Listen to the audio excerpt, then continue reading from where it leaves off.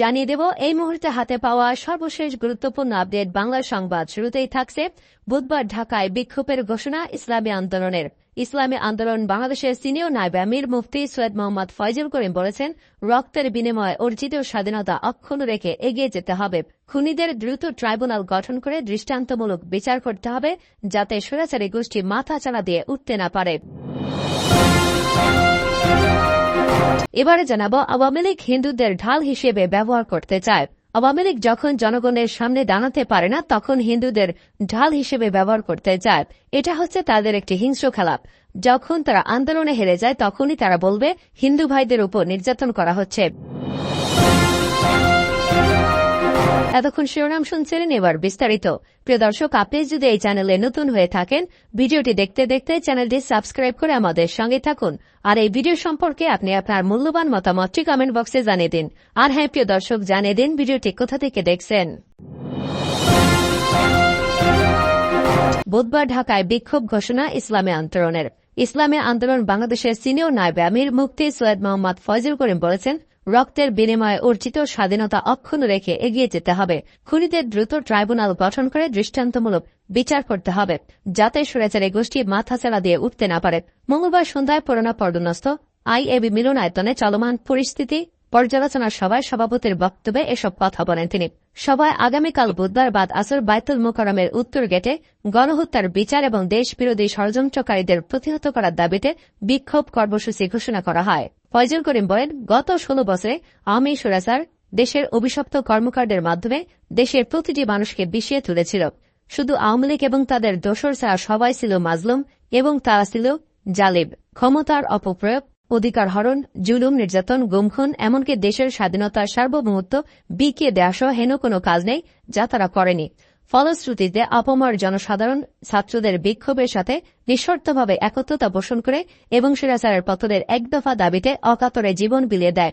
অগণিত ছাত্র জনতার জীবন, রক্ত এবং হত্যার মধ্য দিয়ে এই দেশবিরোধী অপশক্তির পতন হয়েছে। সুতরাং এই সন্ত্রাসীদের বাংলাদেশের জমিনে আর রাজনীতি করবার অধিকার নেই।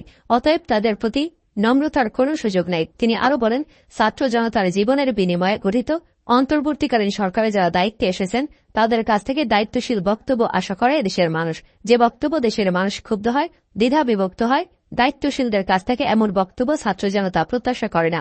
এদেশে ভারতের মতো প্রকৃত অর্থে কখনো সংখ্যালঘু নির্যাতন হয়নি, কারণ এদেশে মুসলমান সংখ্যাগরিষ্ঠ। অতীতে যত হামলা ভাঙচুর, অগ্নিসংযোগ হয়েছে, সব হয়েছে রাজনৈতিক হীন স্বার্থে। আজকে যারা সংখ্যালঘু ট্রাম্প কার্ড ব্যবহার করে দেশকে অস্থিতিশীল করতে চায়, তারাই মূলত সংখ্যালঘুদের শত্রু। আওয়ামী লীগ হিন্দুদের ঢাল হিসেবে ব্যবহার করতে চায় ফখরুল। আওয়ামী লীগ যখন জনগণের সামনে দাঁড়াতে পারে না, তখন হিন্দুদের ঢাল হিসেবে ব্যবহার করতে চায়। এটা হচ্ছে তাদের একটি হিংস্র খেলা। যখন তারা আন্দোলনে হেরে যায়, তখনই তারা বলবে হিন্দু ভাইদের উপরে নির্যাতন করা হচ্ছে। মঙ্গলবার বিকাল 4টার দিকে ঠাকুরগাঁও সদর উপজেলার গড়েয়া ইউনিয়নের গড়েয়া ডিগ্রি কলেজ মাঠে বিএনপি আয়োজিত ঐক্য ও সম্প্রীতির সমাবেশে এসব কথা বলেন তিনি। মির্জা ফখরুল ইসলাম বলেন, স্বৈরাচার হাসিনার পতনের পর তার দোসররা এদেশকে পরিকল্পিতভাবে অস্থিতিশীল করে তুলতে চাইছে। তাদের উদ্দেশ্য ভালো নয়, তারা ভুলে গেছে তাদের নেত্রী জনরোষের মুখে পড়ে দেশ ছেড়ে পালিয়ে যেতে বাধ্য হয়েছে।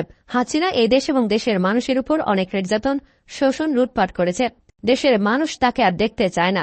মেগা প্রজেক্টের উন্নয়নের নামে হাজার হাজার কোটি টাকা লুটপাট করে বিদেশে পাচার করে নিজেদের পকেট ভারী করেছে। মহাসচিব বলেন, আওয়ামী লীগের এই দুঃশাসনের সময় বিএনপির হাজারো নেতাকর্মীর নামে মামলা, গ্রেপ্তার, অত্যাচার, গুম, খুন হয়েছে। কিন্তু তারপরও এদেশের মানুষ হাল ছেড়ে যায়নি। তারা হাসিনার উন্নয়নের বিরুদ্ধে প্রতিবাদ আন্দোলন করেছে, রাস্তায় নেমে এসেছে। এই আন্দোলনে আবু সাইদ, মুগ্ধসহ শত শত নিরীহ ছাত্র জনতাকে নির্মমভাবে প্রাণ দিতে হয়েছে। সর্বশেষ ছাত্র জনতার হাতে পরাজিত হয়ে পালিয়ে যেতে বাধ্য হয়েছে হাসিনা। সেই সঙ্গে তার দোসরা, যারা হাজার হাজার কোটি টাকা লুটপাট করে পালিয়েছে, তাদের অনেকেই পালাতে পারেনি। তারা বিভিন্ন স্থানে লুকিয়ে আছে। এ বিষয়ে বিএনপি অনেক আগেই বলেছে, পালিয়ে কোনো লাভ হবে না। ফখরুল বলেন, ব্রিটেন, আমেরিকা সহ কোনো দেশ শেখ হাসিনাকে ঠাঁই দিতে রাজি হয়নি। ভারত তাকে রাখতে চাইছে না। এখন তিনি সেখান থেকে নতুন চক্রান্ত, ষড়যন্ত্র শুরু করেছেন। তিনি বলেন, হাজার বছর ধরে এই বাংলাদেশের মাটিতে হিন্দু মুসলমান সহ সব ধর্মবর্ণের মানুষ একসঙ্গে মিলেমিশে বসবাস করে আসছে, একে অপরের ধর্মীয় উৎসবে অংশগ্রহণ করেছে। কিন্তু তারা পরাজিত হয়ে অস্থিতিশীল পরিবেশ তৈরি করে এখন প্রমাণ করতে চাইছে এদেশে হিন্দু সম্প্রদায়ের উপর আক্রমণ হচ্ছে, নির্যাতন হচ্ছে। বিশ্বের কাছে বাংলাদেশকে হেয় করতে চাইছে। বিএনপি পরিষ্কার করে বলতে চায়, রাজনৈতিক পট পরিবর্তনের সঙ্গে যে পরিস্থিতির সৃষ্টি হয় তা ধর্মীয় নয়, তা রাজনৈতিক। বিএনপির এই শীর্ষ নেতারা বলেন, গত 15 বছরে এদেশের মানুষ ভোট দিতে পারেনি। তরুণরা এদেশের শক্তি, তারা জেগে উঠেছে, অন্যায়ের বিরুদ্ধে দাঁড়িয়েছে। তাদের হাত ধরেই দানবের পতন হয়েছে, বাংলাদেশ মুক্ত হয়েছে।